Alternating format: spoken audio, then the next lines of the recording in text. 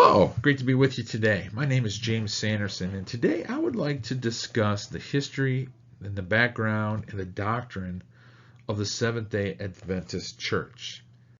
Now, this is going to be a deep study, but I think it's good for us to understand these things. We're going to go through a lot of scripture, so you might want to fasten your seatbelt, and hopefully we can all figure this out and put some clarity to their understandings and their beliefs, and then how to study with them to show them maybe what more accurately the Bible teaches on these subjects. Okay, so let's begin. The Seventh-day Adventist Church actually started out as the Millerites, and this is their founder, William Miller. And what makes him so unique is that he did some math of the Bible and came up with the year 1843 that the world was going to be destroyed and Jesus was going to return. Okay, so Millerites were disciples of William Miller. Miller was a farmer from New York and claimed to have discovered when Jesus Christ would return to the earth as stated in the Bible. Miller reached this belief in the 1820s but did not begin to share it with other people until the 1830s. By the early 1940s, approximately 1 million people had attended camp meetings and heard Miller's message. Perhaps 10% of these people actually believed Miller. Now, Miller predicted that Christ's second coming would occur in April 1843 and that all worthy people would ascend to heaven on October 23, 1844. Thousands of people across the United States, including in Ohio, eagerly anticipated this event. So a lot of the world was looking at this and going, wow, Jesus is coming back. This guy did a bunch of math and he came up with this. This is great. Now, I kind of want to show you this. I hope I don't confuse you too much on this. But what they do is they really, what William Miller really focused on was Daniel chapter 9. He's going to use Daniel chapter 9. And he's going to use Daniel chapter 8, and he's going to do some math with this and come up with this equation, okay? Now, in Daniel chapter 9, it talks about the 70s, okay, or 77s, all right? And you have to get a beginning date, so they chose at 457 BC that the temple would be rebuilt. Now, I'm going to dispute that by quite a few years. But that's the year that they come up with, so that's their starting date. And then they end that date when Jesus dies, and they pick the date 33 AD.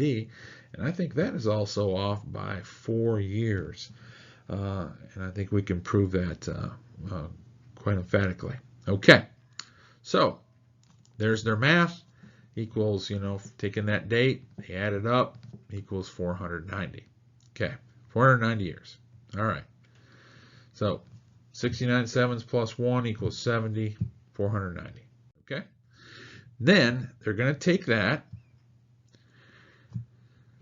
and they're going to combine this with Daniel chapter 8, verse 14, which is talking about a whole different subject. Okay?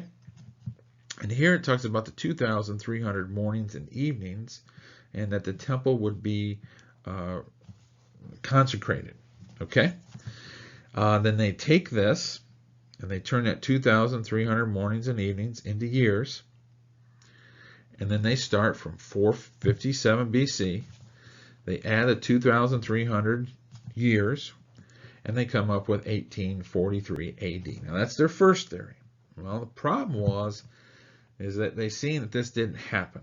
Okay? So then David Miller had to come up with a second theory. And what he did was he went over here and borrowed this number 1 here. Okay, there's 7 sevens and then 62 sevens and then there's 1 7. So he grabs this 1, adds this to 1843 and comes up with 1844. Okay, that's what he came up with, that Jesus would return. Well, guess what happened? He didn't return.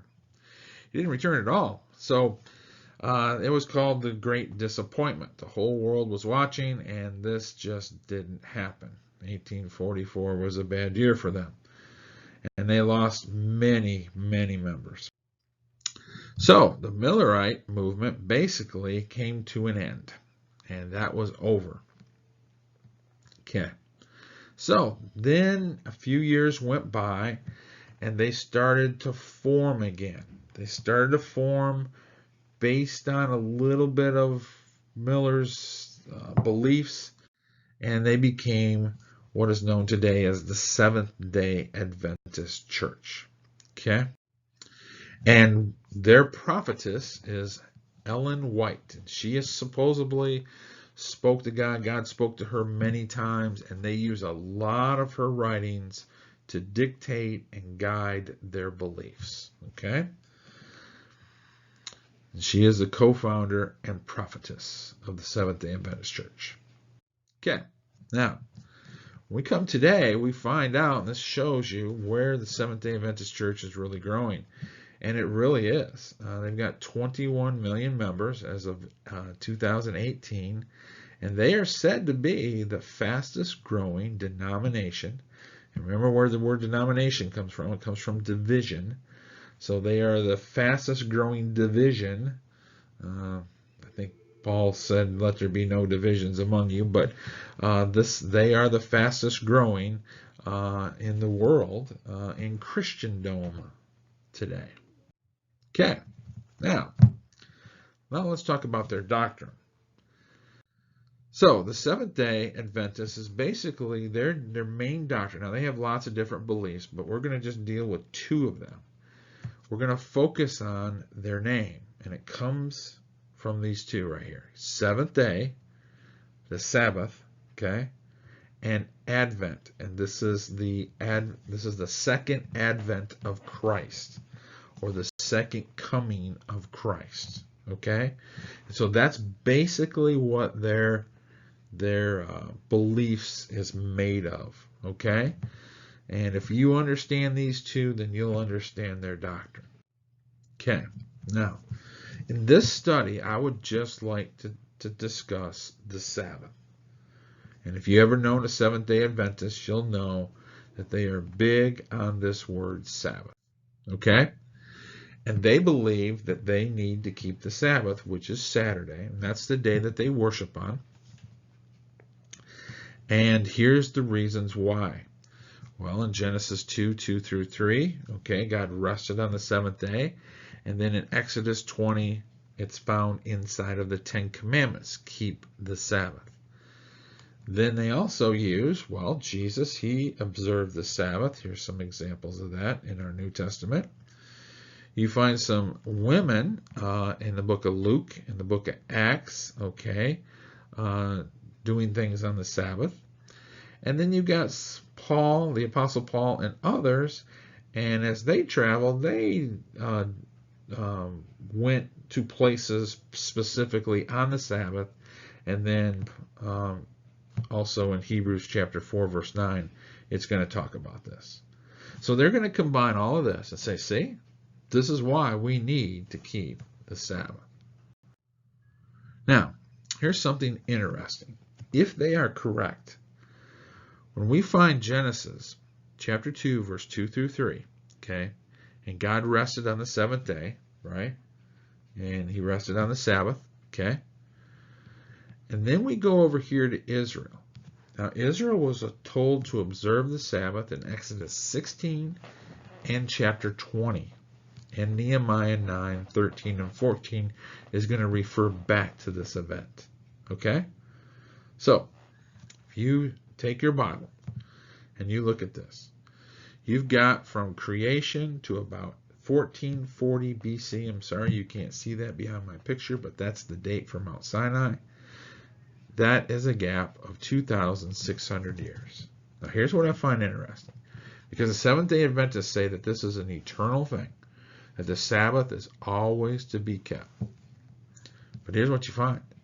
When you go from Genesis chapter 2 and you go to Exodus chapter 20 or 16 and 20, you find no record of anybody ever being instructed, ever being told, or no one keeping the Sabbath. Not a word. The word doesn't exist.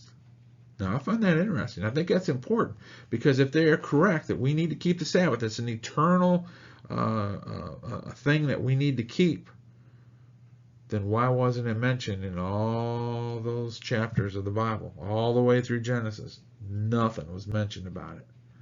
I think that's an important fact. Okay? And then you come over here to Nehemiah, and Nehemiah is going to point back to Mount Sinai. Now remember when Mount Sinai is, okay? It's about 2,600 years after God, rested on the seventh day in Genesis chapter 2. It says, "You came down on Mount Sinai and spoke with them from heaven and gave them right rules and true laws, good statutes and commandments." So God comes down on Mount Sinai. He talks to the Israelites. And what does he say? "And you made known to them your holy Sabbath and commanded them commandments and statutes and a law by Moses your servant." Now I think that's an important verse because that tells me that they did not know about the Sabbath before this.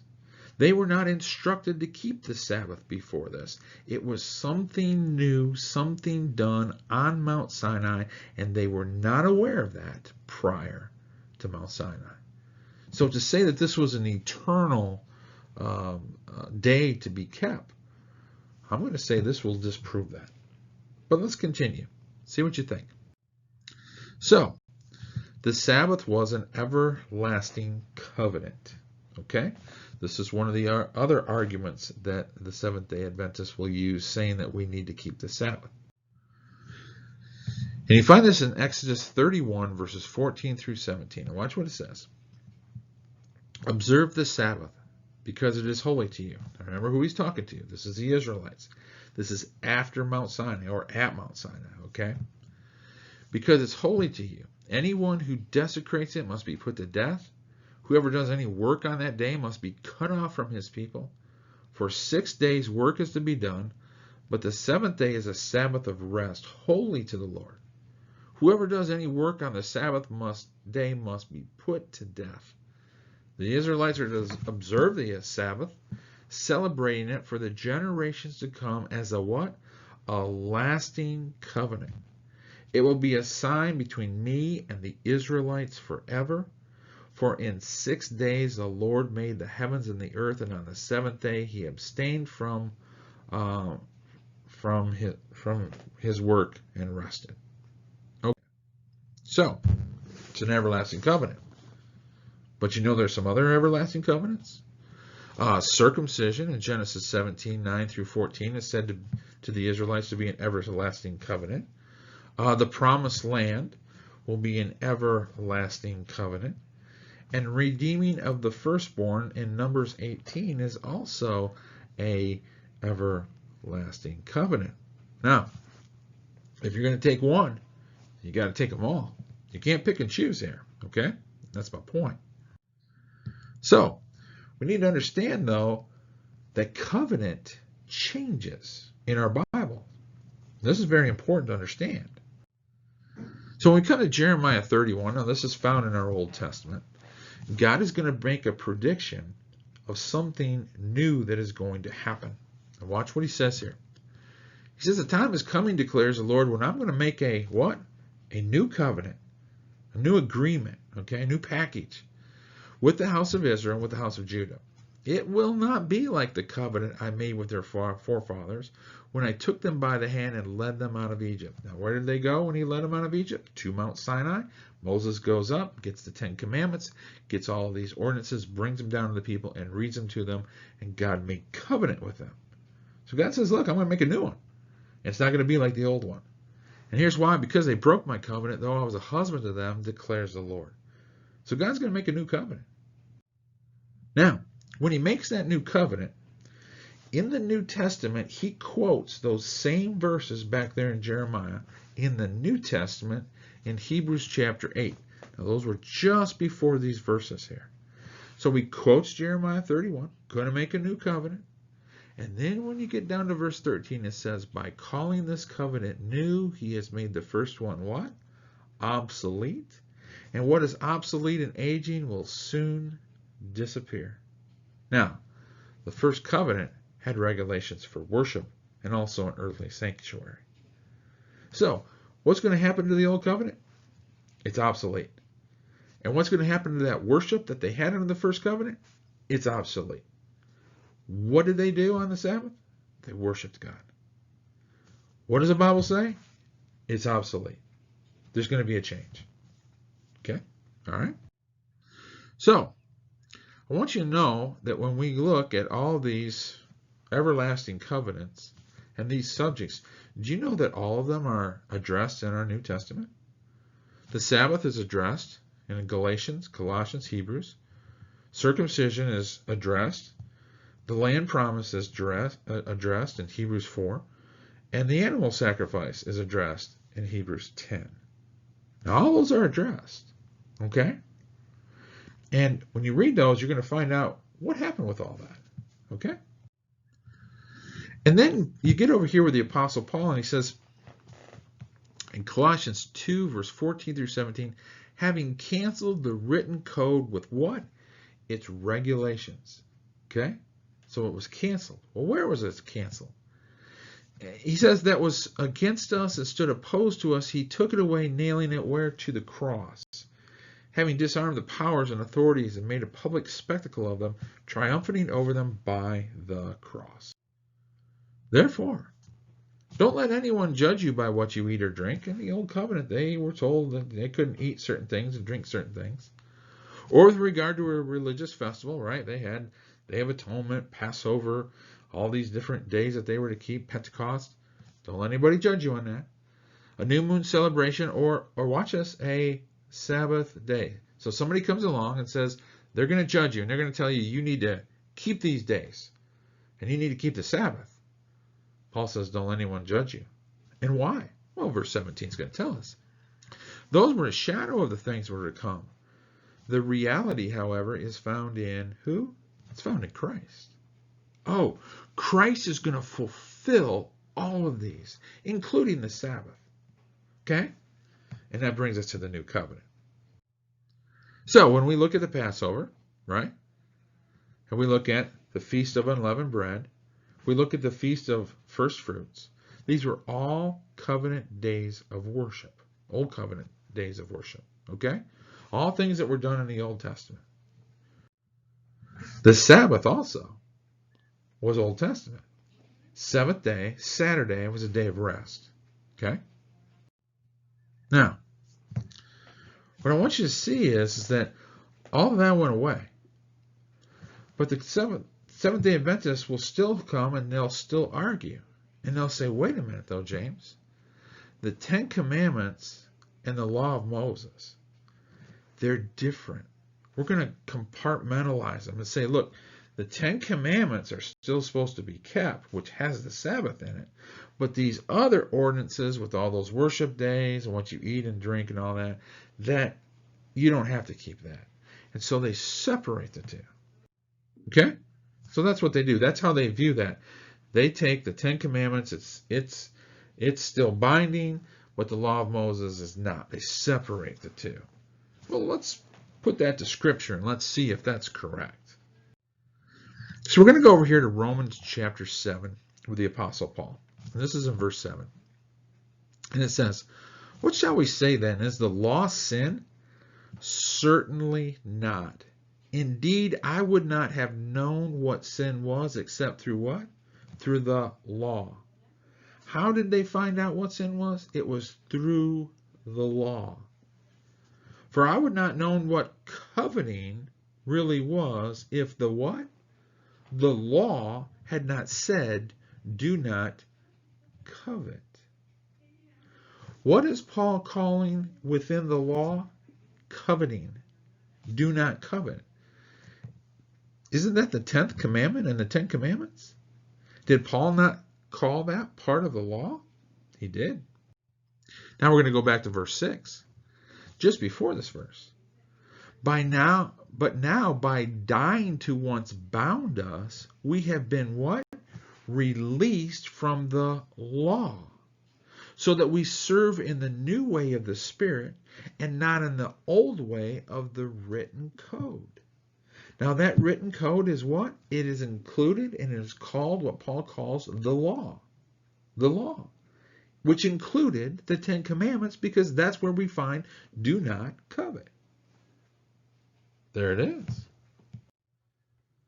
And then you get over to Ephesians chapter 2, verse 15. By abolishing the law of commandments and ordinances, that he might create in himself one new man in place of the two, so making peace. What the Bible say? Through Jesus, he's abolishing what? The law, the commandments, and the ordinances. So the Bible view is unlike the Seventh-day Adventist view. The 10 Commandments and the law of Moses, they're the same. We just read it. And what happened to them? They were abolished. That's interesting. That's interesting. And I want you to see, how do you just take all that and abolish all that? It's because everything is fulfilled in Christ. We saw that, right? So we go over here to Matthew chapter 5, verse 17 through 18. Jesus is going to discuss this on the Sermon of the Mount, okay? On the Mount. And he says, do not think that I've come to abolish the law or the prophets. I've not come to abolish them, but to what? To fulfill them. Oh, that's interesting. I tell you the truth, until heaven and earth disappear, not the smallest letter, not the least stroke of the pen will by any means disappear from the law until everything is accomplished. So nothing's going to disappear. Nothing's going to disappear until everything is accomplished. Now, what do we do with this here? Because Jesus is addressing this. He's bringing in that old, bringing it to the new, and bringing it together. And he says, I'm here to fulfill it, not to get rid of it. But it'll all be, nothing will disappear until everything is accomplished. When was everything accomplished? By the cross. Jesus says, it is finished. Did he not? John chapter 19, verse 30, it is finished. Everything was accomplished at that point. So when we look at the Sabbath and circumcision, the land promise, the animal sacrifices, how is that all fulfilled? They're all fulfilled in Christ. He fulfills all of these, and it brings them together in a way that it can only be done through Jesus. And we're going to see how that's done. So when we get over here to Hebrews chapter 4, verse 1 through 11, I want you to think about the Sabbath. And I want you to think about how in the world does that connect to Jesus. Here's what it says. Therefore, since the promise of entering his rest still stands. All right? Entering his rest. All right?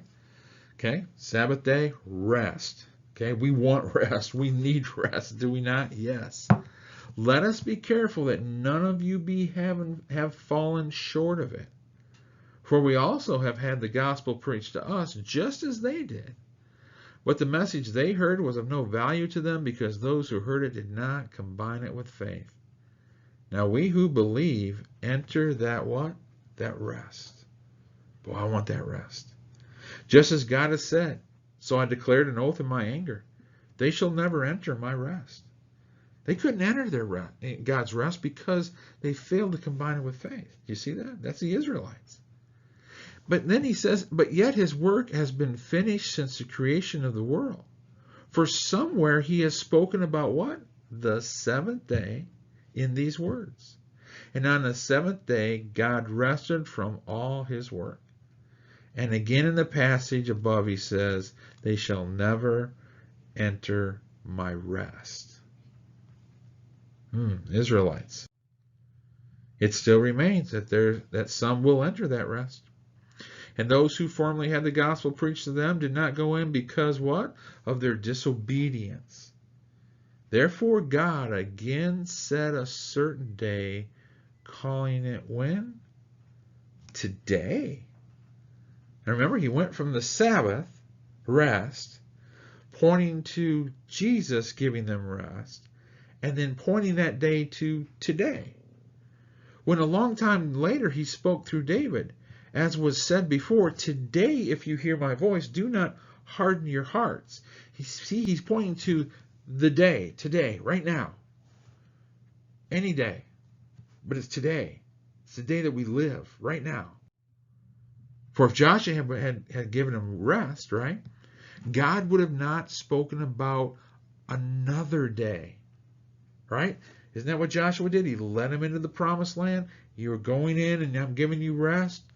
But if that was really the ultimate rest, why would God have spoken about another day?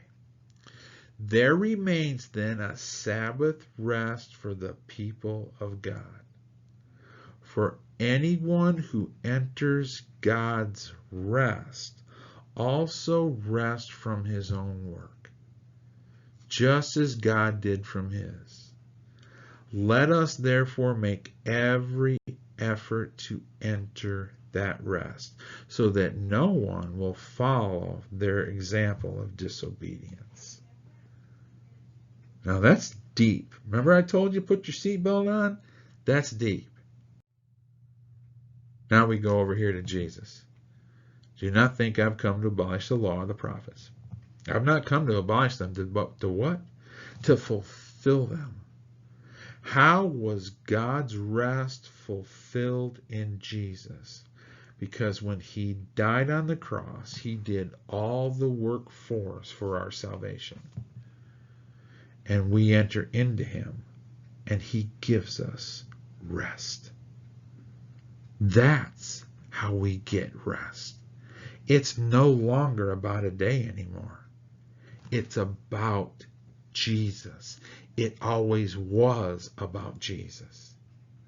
And if you miss that, and you go backwards and try to grab onto a certain day and go, oh, the day is what gives me rest. No, it's Jesus that gives us the ultimate rest. Do you see that? And it was all accomplished when? On the cross.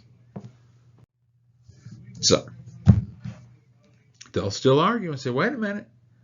Then why did Jesus observe the law or the Sabbath? He went in and when we read about him in the New Testament, he kept the Sabbath. He went in and worshiped on these days. He did. But did you notice what Galatians says about that? But when the time had fully come, God sent his son, born of a woman, born under what? Under the law. Jesus was under the law. He lived under the law. When did that law come to an end? At the cross. So of course he kept the law, because he lived under it. He had to keep it. You see that? To redeem those under law that we might receive full rights as sons. Does that make sense? That's why Jesus kept that. Okay? Well, what about the Apostle Paul and the Sabbath, right?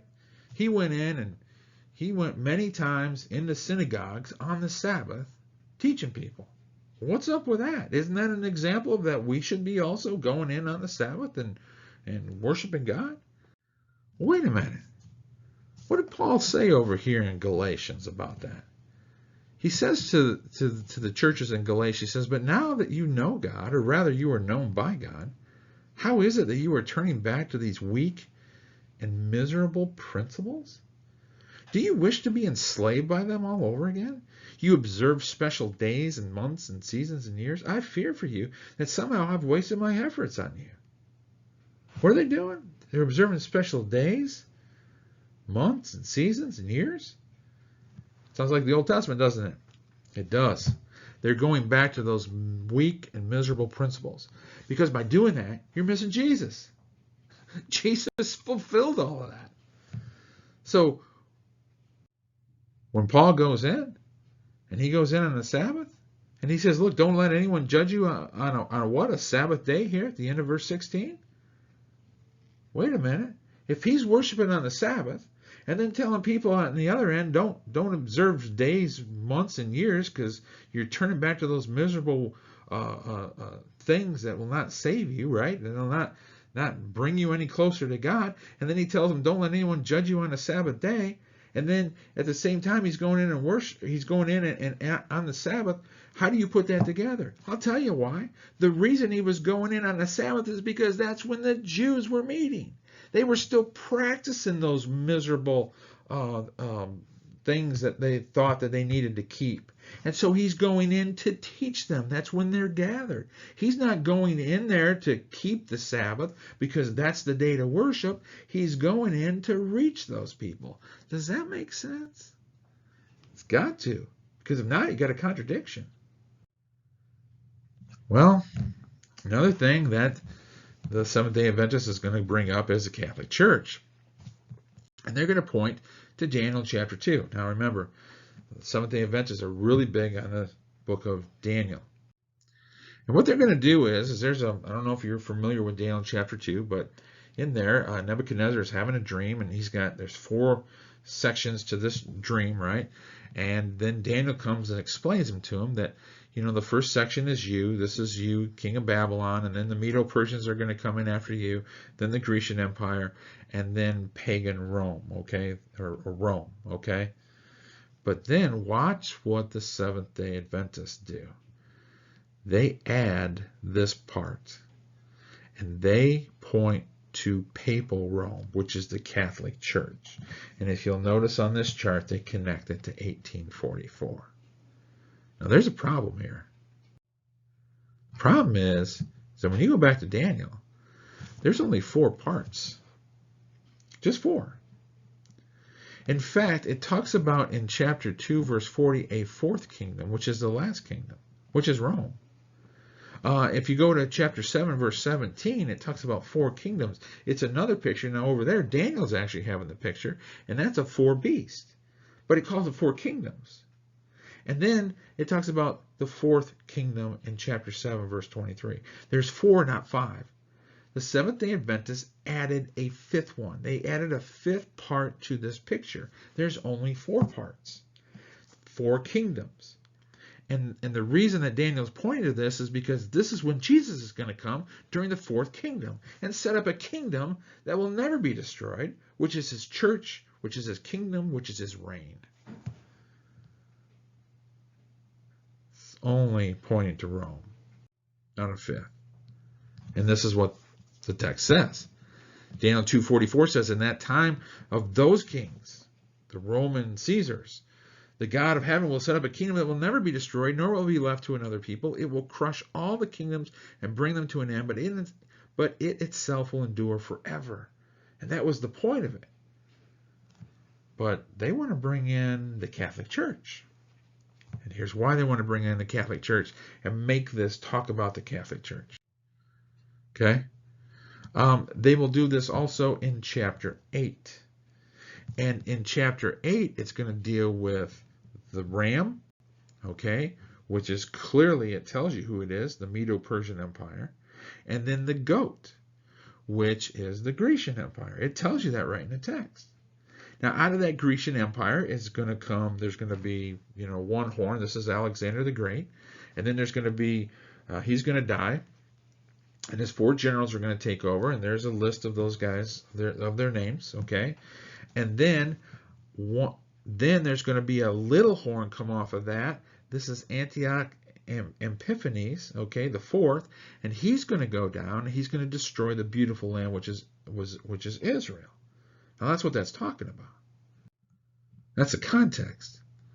The problem is, though, they're going to take Daniel chapter 7. They're going to Daniel chapter 8, make this little horn. They're going to say that this is the Catholic Church. Here's why. Sunday services.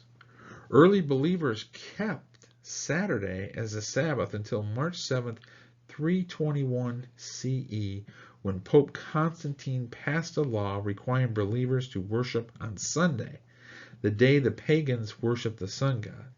Believers still kept Saturday as the Sabbath until another law was passed 11 years later.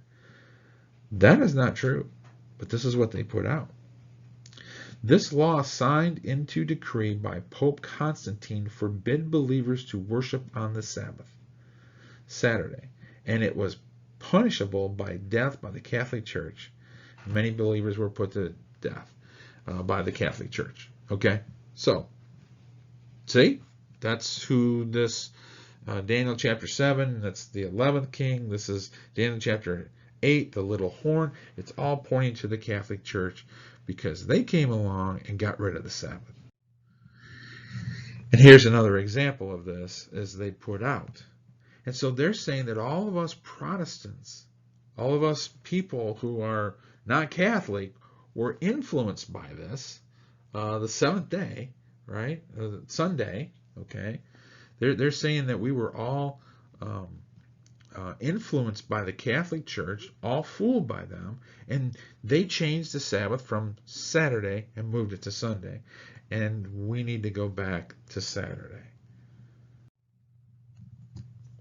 But let me make this point. I worship on Sunday.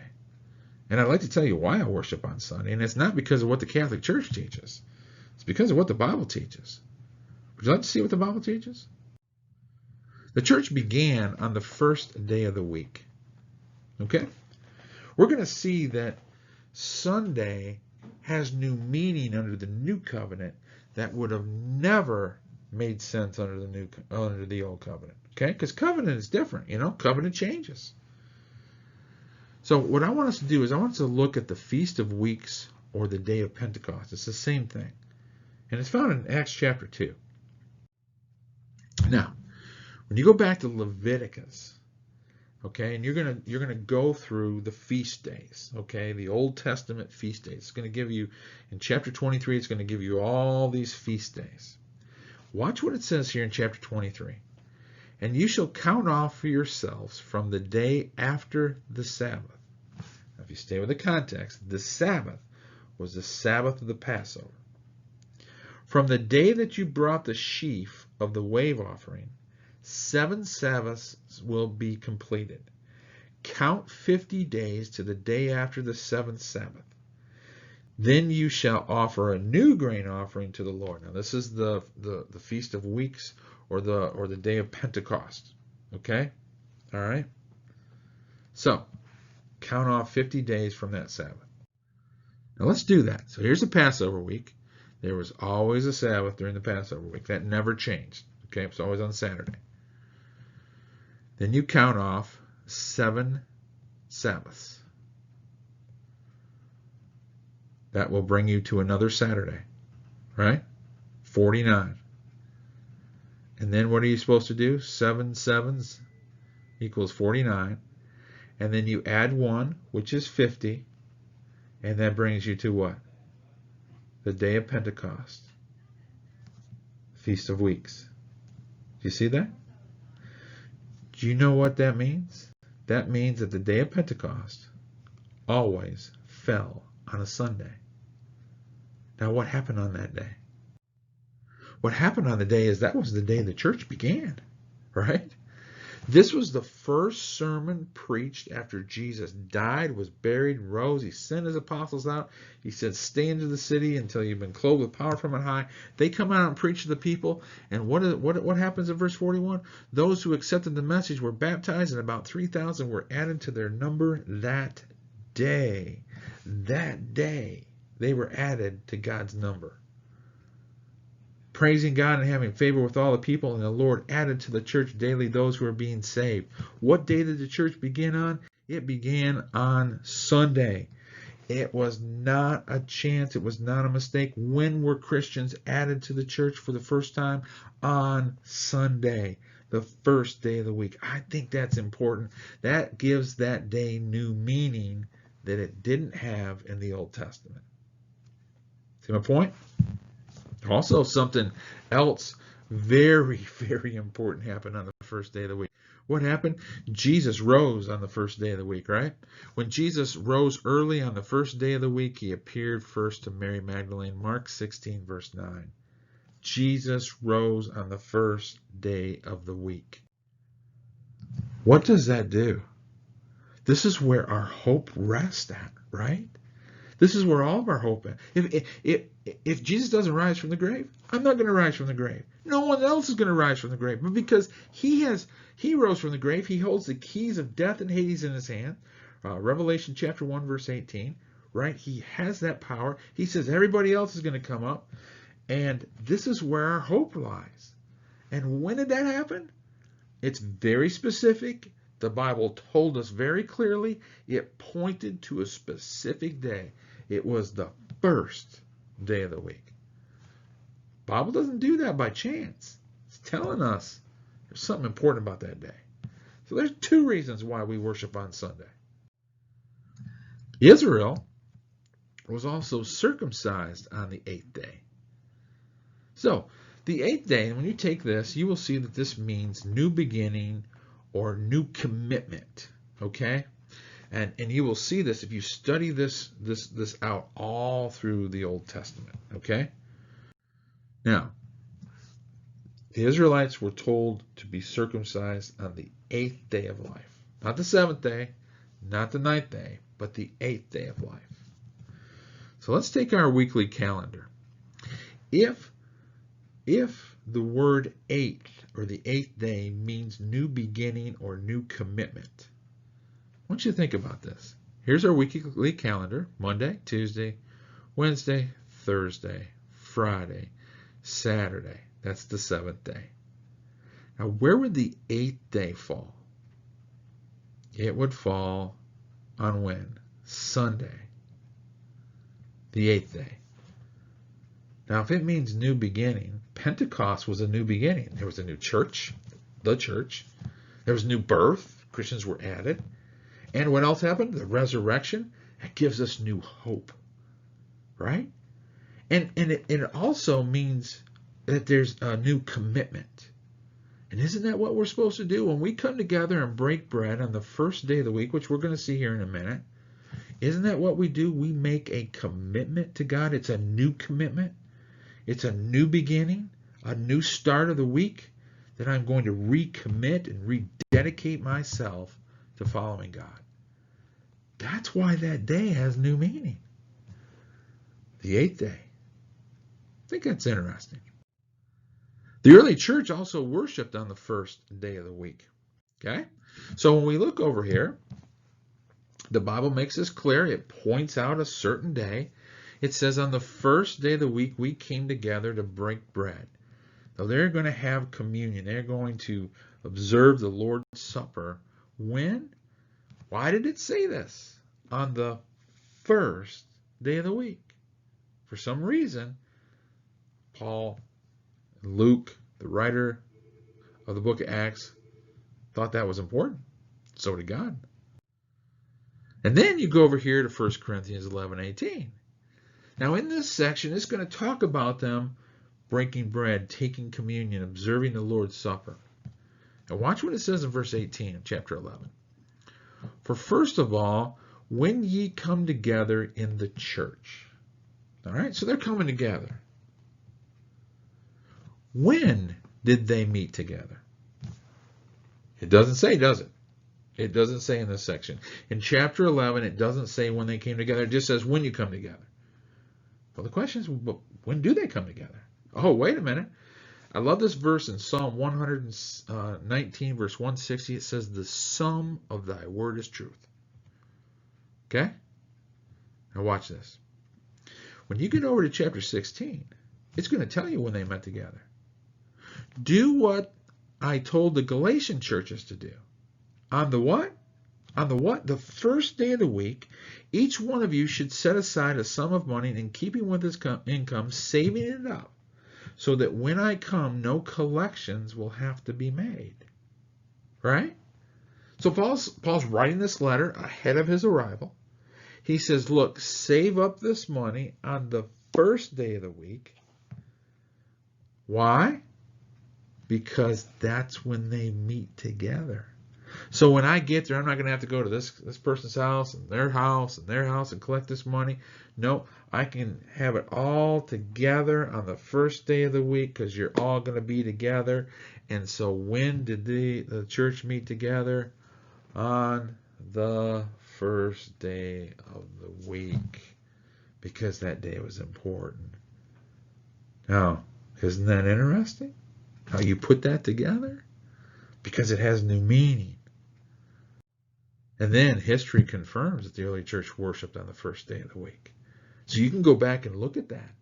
The Seventh-day Adventist is incorrect on that. We do have examples in written history that the church met on, specifically, the first day of the week. So why do I worship on the first day of the week? Because it has new meaning now. It has new meaning. We have the example of the church, and that's why we worship on the first day of the week. So, this was just part one. Trying to show that when our wonderful, loving Seventh-day Adventist friends come along, and I've had several of them, they're really nice people, and they try to tell us that, guys, you are worshiping on the wrong day, and by doing this could cost you your soul. And we need to go back and show them, wait a minute, the Bible doesn't teach that. They don't understand the difference in covenant and the change in covenant. They don't understand that this was not an eternal thing for everyone to keep forever. And that when we come to the New Testament, the first day of the week now holds much different meaning than it ever would have in the Old Testament. But that was Old Covenant, and we're under the New Covenant. Church, I hope that you've been blessed. Come back for part 2. It's going to take me a little while to get this put together and load this up, but we're going to look at the second part of the name of the Seventh-day Adventist. We did the seventh day. Now we're going to do Advent, the second advent of Jesus, and see when they point to this as being, and see if it matches up with the Bible. Remember, when we go to our friends, we are to go to them and teach them in love and in kindness. So always be kind, always be loving, and always pray for them. And I pray that today we handle this subject well in the balance of Scripture. Well, God bless you. Thanks for staying with us. And I know that was a lot. Hope I didn't lose anybody on that roller coaster. But if you had your seatbelt on, we should be good. All right. We'll see you next time. God bless you.